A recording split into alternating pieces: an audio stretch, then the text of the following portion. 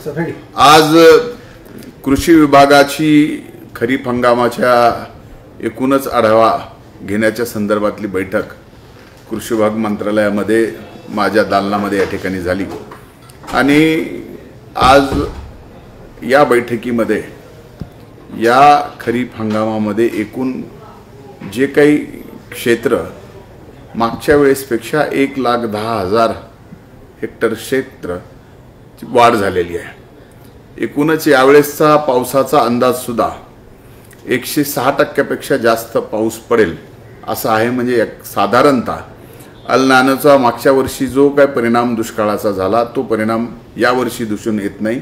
पाऊस चांगला पडेल म्हणूनच यावेळेस शेतकऱ्यांना खरीपाची पिकं घेत असताना बियाण्याची उपलब्धता ही कुठलेही अधिकचे पैसे न लागता अतिशय सुलभतेने या ठिकाणी मिळावेत यासाठी आजची बैठक ही महत्त्वाची बैठक होती। आम्ही आज विभागाला या ठिकाणी निर्देश दिलेत की कुठल्याही शेतकऱ्याला या ठिकाणी अधिकच्या भावानं बियाणं हे कुठल्याही विक्रेत्याने विकलं नाही पाहिजे आणि ज्या शेतकऱ्याला जे बियाणं पाहिजे ते बियाणं त्या ठिकाणी त्याला उपलब्ध करून देणं हे कृषी विभागाची, त्याचबरोबर जेवढी काही या ठिकाणी आज मागणी वेगवेगळ्या पिकाच्या संदर्भात 18 लाख मेट्रिक टनाची आलेली आहे बियाण्याची, त्याच्या बरोबरीनं 24 लाख मेट्रिक टनाची उपलब्धता आज आपल्याकडे आहे।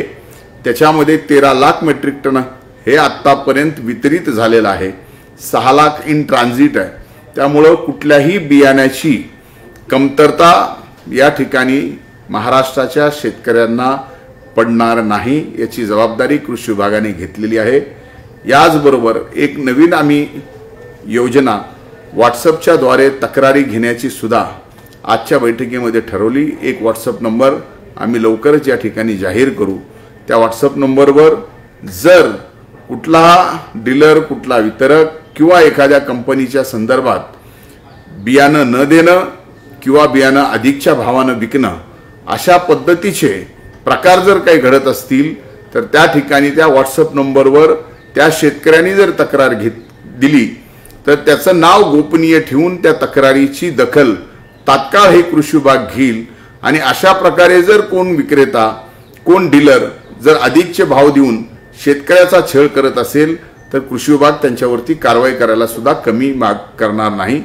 आणि त्याचबरोबर ज्या काही शासकीय पातळीवरून कापूस सोयाबीन, मुख्यमंत्री कापूस सोयाबीन योजना असेल, केंद्र सरकारची बियाणं देण्याच्या संदर्भातली योजना असेल, या योजनेमधून ज्या शेतकऱ्यांना फक्त 40 रुपयामध्ये या ठिकाणी बियाणं मिळणार आहे अशा शेतकऱ्यांची जी संख्या आहे त्या शेतकऱ्यांना सुद्धा बियाणं देण्याच्या संदर्भात तालुका कृषी अधिकाऱ्याच्या उपस्थितीमध्येच त्या बियाणाचं लॉटरी पद्धतीनं काढून त्या ठिकाणी बियाणे दिलं गेलं पाहिजे याच्या संदर्भातही आदेश दिलेत। आणि ज्या तालुक्यामध्ये किंवा ज्या जिल्ह्यामध्ये किंवा ज्या विभागामध्ये कृत्रिम या ठिकाणी बियाणीची तुटवडा या ठिकाणी निर्माण केला जातोय असं दिसतंय त्या ठिकाणी सुद्धा अधिकाऱ्यांना कारवाई करायला सांगण्याचे आम्ही निर्देश दिलेले आहेत। कारवाई त्या ठिकाणी होईल आणि जर अधिकारी कुठले कारवाई करायला सुरू करतील त्यांच्यावरती सुद्धा कारवाई करण्याचा निर्णय आजच्या बैठकीमध्ये या ठिकाणी घेण्यात आलेला आहे। त्यामुळे माझी विनंती आहे महाराष्ट्रातल्या शेतकरी भावांना की यावर्षी पाऊस अतिशय चांगला या ठिकाणी पडणार आहे।